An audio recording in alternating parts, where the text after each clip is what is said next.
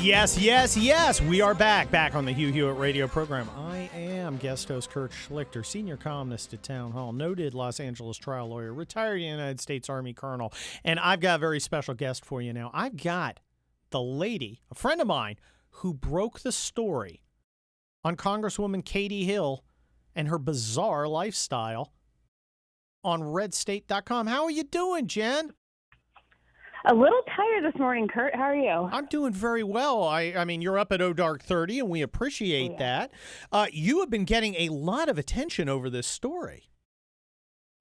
Good and bad. I'll bet. Now, we got to warn the listeners, the Katie Hill story, and we're going to try and keep it mature and adult, but there's a lot of stuff in it that's kind of gross. So if you happen to have some kids around, maybe this isn't something they want to listen to. It is a little disturbing, isn't it, Jen? A lot disturbing, depending on which angle of it we're looking at. Well, why don't you sum up the story for those listeners who are saying, there's been a lot of Katie Hill jokes from Kurt this whole morning. I don't know what's going on. What's going on? Well, we need a chalkboard like the Glenn Beck style thing so we can draw charts and try to arrange all of the relationships here. So Katie and her husband had a throuple, which is a couple with three people in it, so throuple. I don't think that's a thing. Is that a thing? Apparently in Urban Dictionary it is. Oh my! I had to look it up, and now Katie is my lexicon before. Now Katie is a Democrat congresswoman from the 25th district in North Los Angeles. She won the election against a guy who'd been there a long time, Steve Knight, and took over what should be a Republican district. It had been Republican for decades before she won. It's my congressional district. It also has a part of Ventura County, Simi Valley, where the Ronald Reagan Presidential Library is, so that tells you how conservative the area generally is. Well, you also do political consulting up there, so you know this area really well. Is it? And Katie Hill comes in, she wins the election, she becomes an up-and-comer under Nancy Pelosi. She's getting all sorts of new responsibilities, right? Yeah, she was actually vice chair of oversight, and she's on House Armed Services Committee, so that gives her access to a lot of sensitive information. And she campaigned as being a moderate Democrat, or she never would have won here. But then she immediately starts hanging out with AOC, Ilhan Omar, as soon as she gets to D.C., which those of us who have been around in politics here for a while knew that's exactly what was going to happen. Okay, and your revelations of her bizarre lifestyle, and now there's additional revelations. We've got a lot of drinking and a lot of public intoxication stuff. I saw a picture yesterday. I believe it was on Red State, I believe, of her liquor closet, which was like literally a closet with clothes, and there's all these bottles. It looked like a frat house. Yeah, that was at the campaign office. So the campaign was kind of the most millennial campaign ever, is what Vice was calling it, and we are seeing that, boy, is it ever. Well, I don't know. Are millennials into what appears to be a lot of vodka?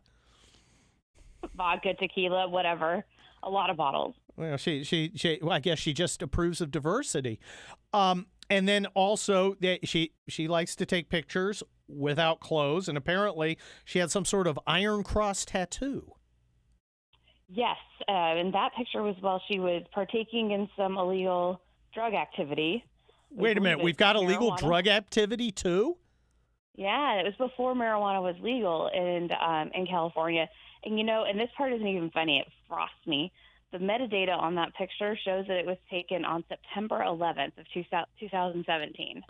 So she's on September 11th, she's taking bong hits.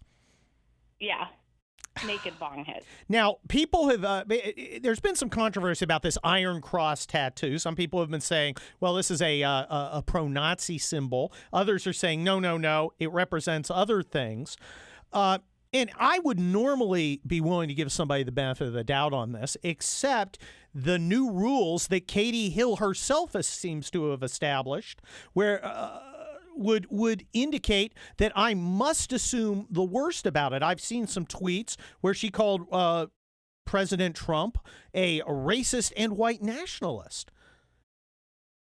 Well, not just that, but a friend that you probably know as well, Kurt, David Brayton. He's a veteran that got a lung transplant through the VA last year, a couple of years ago. Our former Congressman Knight had been instrumental in getting that done for David. So David did a commercial for Knight's campaign last year, thanking the congressman for helping veterans to get health care.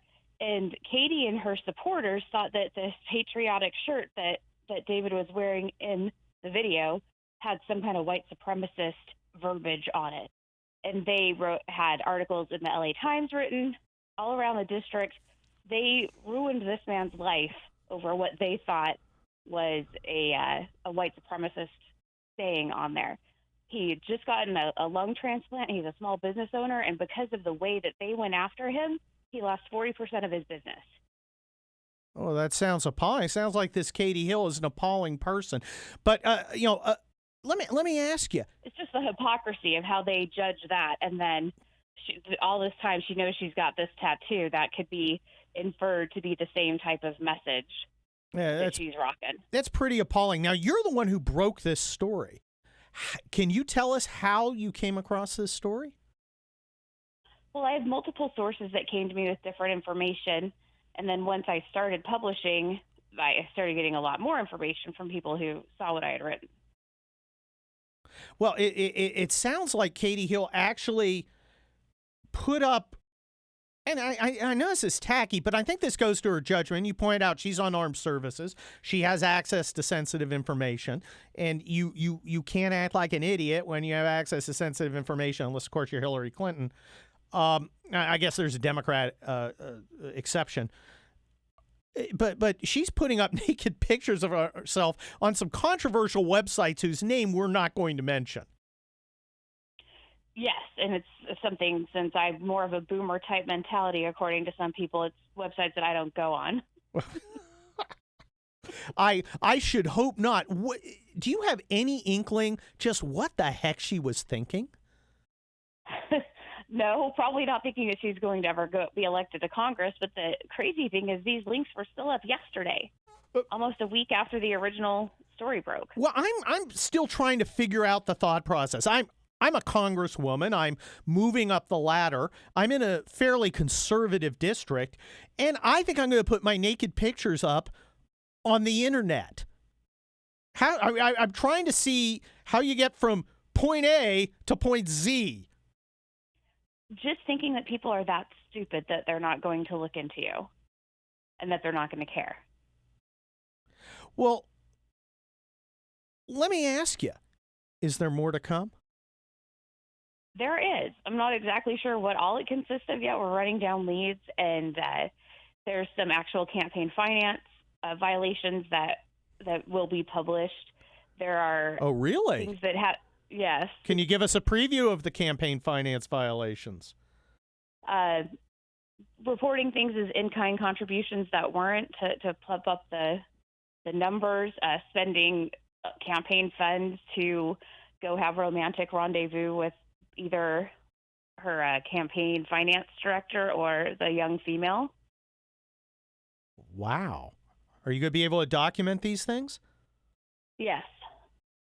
That could be devastating. Now, there's a talented former naval officer named Mike Garcia running in the 25th District, and we had him on yesterday. And, of course, he's running on the issues, and all of a sudden this drops.